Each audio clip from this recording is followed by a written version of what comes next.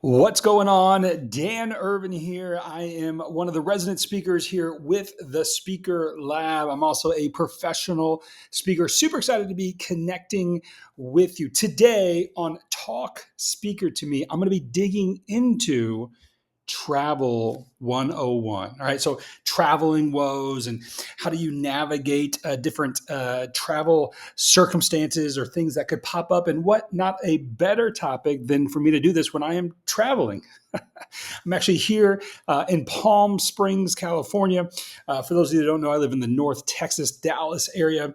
I flew out this afternoon, just got here a couple hours ago, and I have a speaking event tomorrow morning. And so I thought, what not a better way to connect with you and just share with you some of the simple things that you've got to remember when you're traveling. All right. If you're a speaker like me and you really enjoy kind of the in-person connection with opportunities, you're going to be traveling quite a bit, right? I live in a pretty heavily populated area, Dallas, North Dallas. And so I have several clients locally, but probably about 80%, 75, 80% of the work that I do is not in the Dallas area. So I'm on a plane, I'm in airports, I'm traveling quite often. And a lot of things, guess what, can happen when you travel. So I have some notes here that I'm going to walk through just to kind of give you some ideas, some things to be thinking about as you're traveling and preparing for travel. Okay, so the first thing, that how to plan for potential travel hiccups. So things that could happen. Okay, number one, always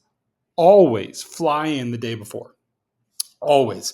I have very limited exceptions to this. I almost hardly ever, unless I'm speaking like at, I don't know, 3, 4, 5 o'clock in the afternoon, maybe I'll fly in that morning, but that's normally not when I speak. Normally I'm the opening keynote in the morning or kind of mid-morning, something like that. And so I'm always the day before. In fact, I'll give you a real life example. I'm here in Palm Springs. I'm speaking tomorrow at 10:30. Maybe it's 10:45, and we'll figure it out in the morning. But around 10:30 tomorrow, and I got in today at 2 o'clock in the afternoon. Obviously a solid, 18, 20 hours before, so I could allow anything. So always fly in the day before. Also, one of the other things I want to share with you is I always sacrifice my convenience for peace of mind. I'll give you an example. Tomorrow I'm leaving. I'll be done around 12, I believe. And there was a direct flight from here back to Dallas, like at 2 o'clock. And I was just like, I don't know if I'm going to make it. I don't want to chance it. Plus, who knows who might want to speak to me and connect with me after the event. And so I'm doing a later time, but it's not direct. So I'm flying from Palm Springs here to Denver, and then Denver to Dallas, which is going to put me home super late tomorrow night. But I'd much rather be inconvenienced to make sure that I'm really connecting with the audience. The event planners are going to notice those types of things. So sacrifice your convenience for peace of mind. And then one of my other really big tips on really kind of avoiding pitfalls when you're traveling is having a packing list. Now, I realize not everybody is as detailed, specific as I am. In fact, this is what I speak on, is really planning things out and really having a conscious effort on how to prepare for just about everything you're doing in life. So one of the things I do, if you know me well, having a packing list wouldn't be a surprise to you, right? And so I actually, last night, I printed off my packing list. I could just see my wife's eyes rolling right now while I'm saying that to you. But I printed off the packing list, and I I have this clipboard that I pulled off the shelf that I use for my packing list. I put the packing list on there, and then I started getting everything together. And so here's the beauty of that. On there, I have the specific things that I need for my speaking if I'm doing a workshop, but also has all the other stuff, right? The clothes, the passports if I need that, the instructions, the driving locations, like entering all that, adding all that into.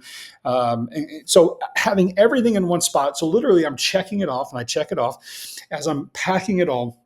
So when I get done, everything's checked off. I don't have to think about what I'm missing because I have it all. Right. So that's one of my hot tips for you to include. Okay. One of the other, some of the other things I want to share with you. So just the negative experience to delivering well. So let's say you're traveling and you just had like a really terrible experience, like trying to get there. You got in late, or you're just tired, or you had a layover, you got delayed, and you're rushing, and you just had a negative experience. So how do you get rid of that? Because your audience doesn't care about that, right? They are there to hear your message, not to. And if you're distracted, you got to be ready to present. The show must go on. So a couple things I want to share with you in this front. All right. So number one, you got to give yourself plenty of time. You got to give yourself plenty of time. This actually starts for me with the proposal. So really understanding and working with the event planner. Proposals happen usually 3 to 6 months before the event, maybe even longer. Some of the events that I'm booking, because of the size of the organizations, they could be 6 or 12 months out, right? But in those proposal or discovery calls leading into the proposal, I'm asking questions about what time are you think you're going to have me, and thinking about where the location is. And sometimes I like to have a later morning or maybe just an afternoon time, depending on the distance that I'm going to have to travel. If it's close to Dallas, and I know that it's going to be an easy flight to get there, and there'll be a lot of flights. Like I live in Dallas. Let's say I'm speaking in Houston, which is about a 30-minute flight, and there's just constant flights going there all the time. Well, then I can be a little bit more flexible, less flexible if need be. But if I'm flying from Dallas to Palm Springs, like where I am today, then I want to be able to not only get in the day before, but have a little bit of extra time. And in the proposal process, we had a conversation around this, right? And to really ensure that we were locked in. Also on the proposals, this is why it's important to always be speaker fee plus travel, because sometimes we get ourselves in a pinch because we didn't do plus travel in our proposals. And so now we're trying to save money. Right. And so we're trying to cut corners. And I understand that we're trying to maximize the profitability from our speaker fee. But what you have to know is that if they're paying the travel, then you give yourself plenty of time. All right. And so all of my proposals are speaker fee plus travel.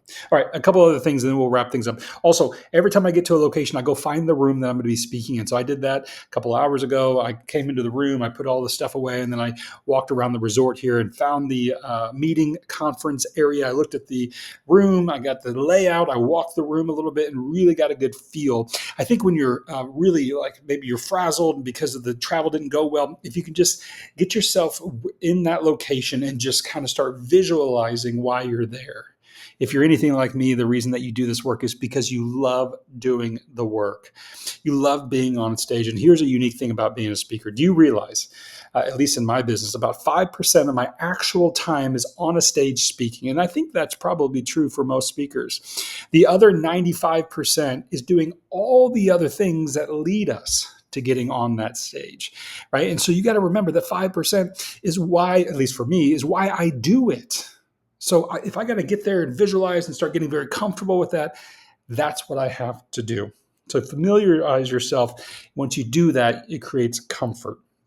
Last thing I'll mention is that you got to over communicate. So it's just like implanted in me now that when the wheels hit the ground from the airplane on wherever I'm flying to, as soon as the wheels hit the ground, I've done it so long now that I just instantly think about texting my contact. I think I actually stole this from Grant. Don't tell him though. But as soon as the wheels hit the ground, I text the contact, hey, I'm here. I even tell them that in the proposal process. I let them know that I'm going to do that. And I actually also do it in the pre-event meeting that I do with my event planners as well. Let them know that that's going to occur. But I just text them. So over communicate, letting them know. Oftentimes, I might be the closing keynote or I might be the opening keynote. And so them writing, making sure I am there is important for the event, right? And so letting them know that I'm there just kind of just brings the pressure down for them and for you. Well, hope this was helpful. Some travel one-on-one tips and tricks, and even some things I didn't really want to share. I'm just kidding. I'm happy to share them. And thank you for being here on Talk Speaker to Me. I'm Dan Irvin, professional speaker and resident speaker here at the Speaker Lab. Take care.